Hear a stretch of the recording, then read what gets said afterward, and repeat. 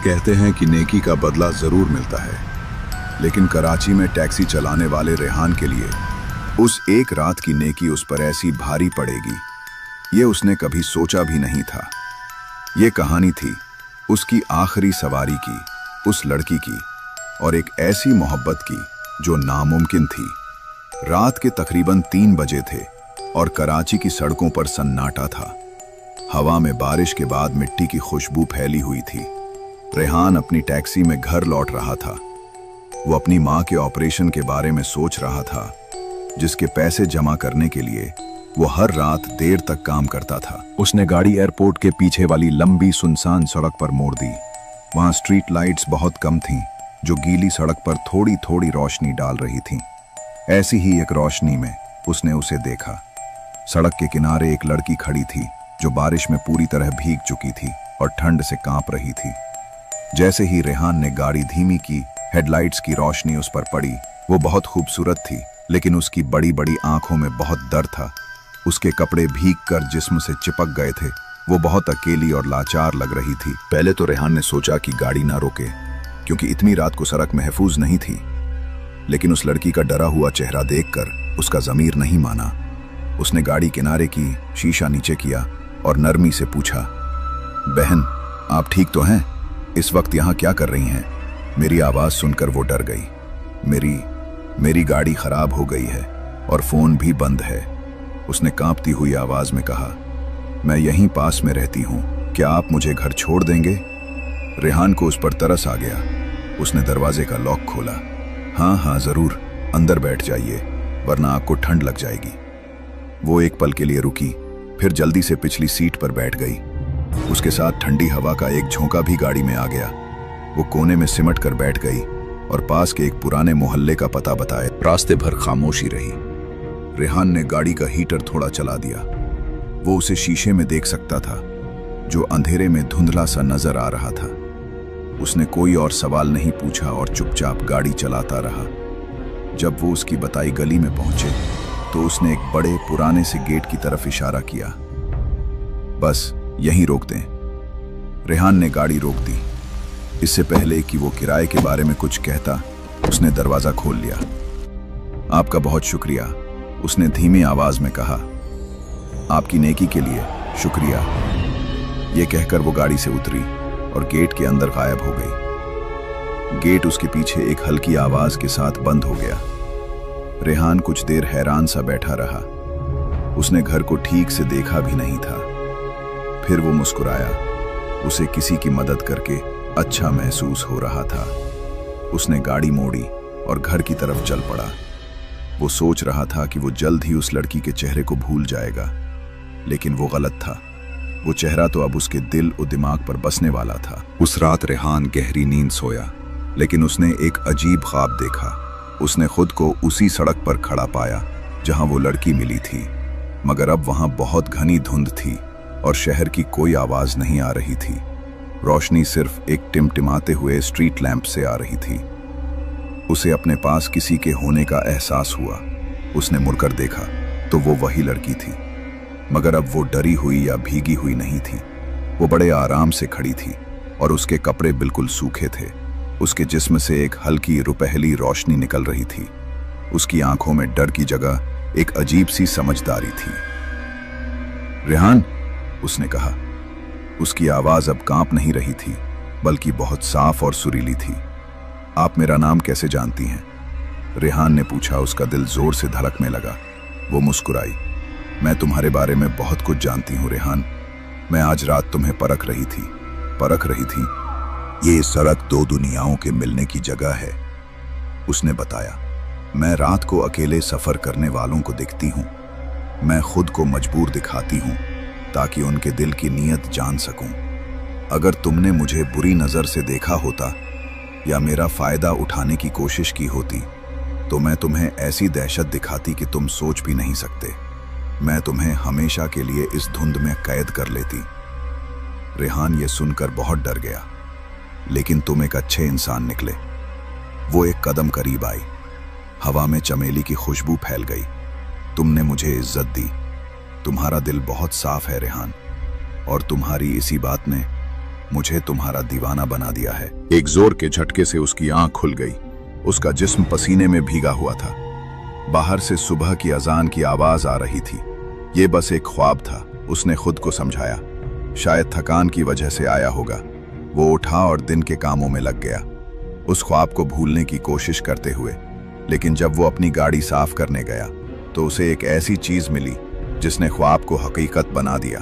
पिछली सीट के फर्श पर, ठीक उसी जगह जहां वो लड़की बैठी थी, चमेली का एक ताजा फूल पड़ा था। वो खुशबूदार था और बिल्कुल सूखा था। उस दिन के बाद रेहान की जिंदगी बदलने लगी। शुरू में तो सब अच्छा था। उसकी पैसे की तंगी दूर होने लगी। उसे अच्छी अच्छी सवारियां मिलने लगी। कभी कोई अमीर आदमी उसे पूरे दिन के लिए बुक करता और ज्यादा पैसे देता। कभी कोई बुजुर्ग औरत थोड़ा सा सामान उठाने पर ही उसे बहुत सारी दुआएं और पैसे दे देती। ऐसा लगता था जैसे उसकी टैक्सी पर कोई मेहरबान हो गया है। उसे हर वक्त अपने आसपास किसी की मौजूदगी का एहसास भी होने लगा। यह एहसास डरावना नहीं था, बल्कि ऐसा लगता था जैसे कोई उसकी हिफाजत कर रहा हो। अगर कोई ड्राइवर उसे गलत तरीके से ओवरटेक करता तो थोड़ी दूर जाकर उसकी गाड़ी खराब हो जाती। अगर कोई सवारी किराए पर ज्यादा बहस करती तो वो अपना बटुआ गाड़ी में ही भूल जाती। उसे हर वक्त चमेली की खुशबू आने लगी। खाते हुए, गाड़ी चलाते हुए, नमाज पढ़ते हुए, अकेले में उसे किसी के हंसने की आवाज सुनाई देती। और जब वो थका होता तो उसे अपने कंधे पर एक नर्म, ठंडे हाथ का एहसास होता। वो जानता था कि ये सब वही कर रही है। वो उसके ख्वाबों में दोबारा आने लगी, मगर अब वो ख्वाब डरावने नहीं होते थे। वो खूबसूरत बागों और महलों के ख्वाब देखता, जहां वो लड़की जिसे वो दिल में परी कहता था उसका इंतजार करती। वो उसे अपनी दुनिया के बारे में बताती, जहां कोई दुख, बीमारी या गरीबी नहीं थी। उसने बताया कि वो अब रेहान को बहुत पसंद करने लगी है। मेरे साथ रह जाओ रेहान, वो ख्वाब में कहती। मैं तुम्हें हर खुशी दूंगी, तुम्हें कभी किसी चीज की कमी नहीं होगी, बस मुझे अपना लो। लेकिन रेहान बहुत डर गया था। वो एक मजहबी इंसान था और जानता था कि ये सब गलत है। दो अलग दुनियाओं के लोग एक नहीं हो सकते थे। उसकी मोहब्बत, जो पहले एक इनाम लगती थी, अब एक कैद महसूस होने लगी थी। उसकी सेहत खराब होने लगी। आंखों के नीचे हल्के पर्दे और वजन कम हो गया। वो हर वक्त खोया खोया रहता। अब वो मौजूदगी हिफाजत करने वाली नहीं, बल्कि हक जताने वाली बन गई थी। एक दिन उसने यूनिवर्सिटी की एक स्टूडेंट को गाड़ी में बिठाया। उन दोनों में थोड़ी बातचीत हुई। उस रात ख्वाब में परी बहुत गुस्से में थी। कौन थी वो लड़की? उसने गुस्से से पूछा। उसकी आंखें चमक रही थीं। तुम्हारा दिल सिर्फ मेरा है।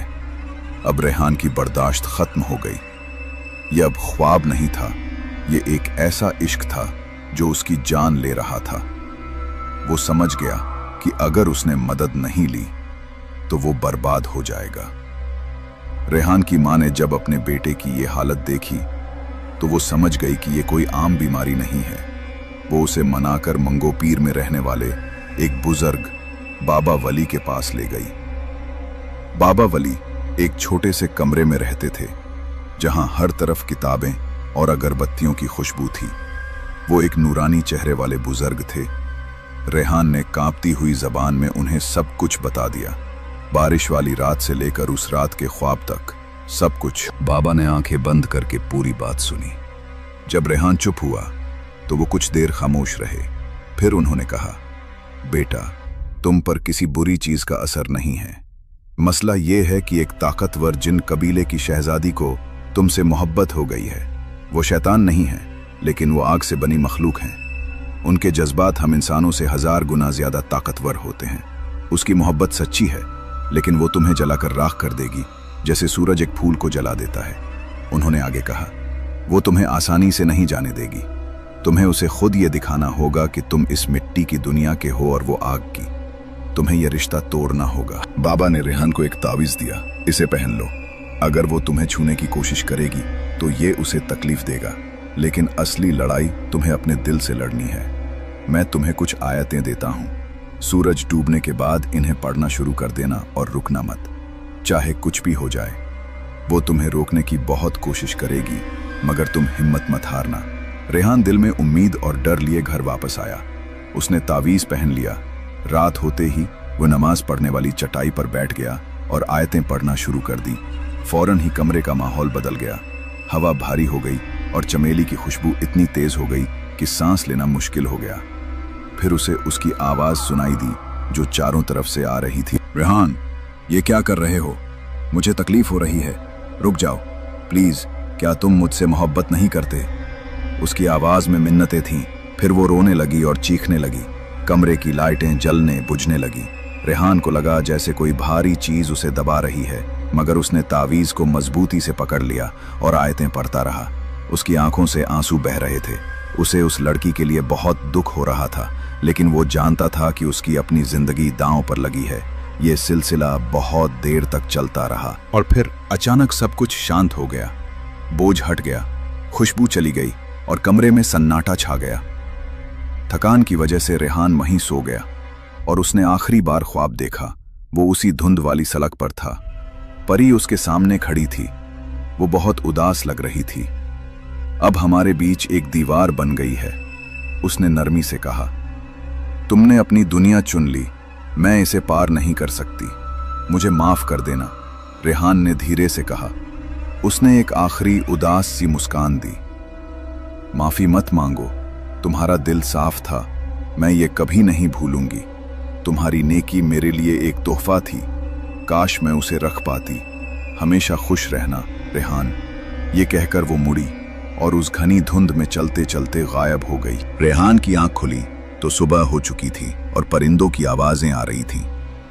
महीनों बाद उसका जहन बिल्कुल साफ और दिल हल्का था।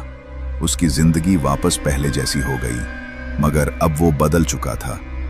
वो अपनी छोटी सी जिंदगी और अपने परिवार के लिए पहले से ज्यादा शुक्रगुजार था। उसने फिर कभी उस सड़क पर रात में गाड़ी नहीं चलाई, लेकिन कभी कभी जब ठंडी हवा चलती है तो उसे लगता है जैसे हवा में चमेली की हल्की सी खुशबू है।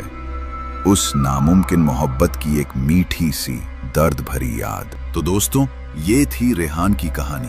क्या आपकी जिंदगी में भी कभी ऐसा कोई अजीब या नाकाबिले यकीन वाकया पेश आया है? हमें कमेंट्स में जरूर बताएं।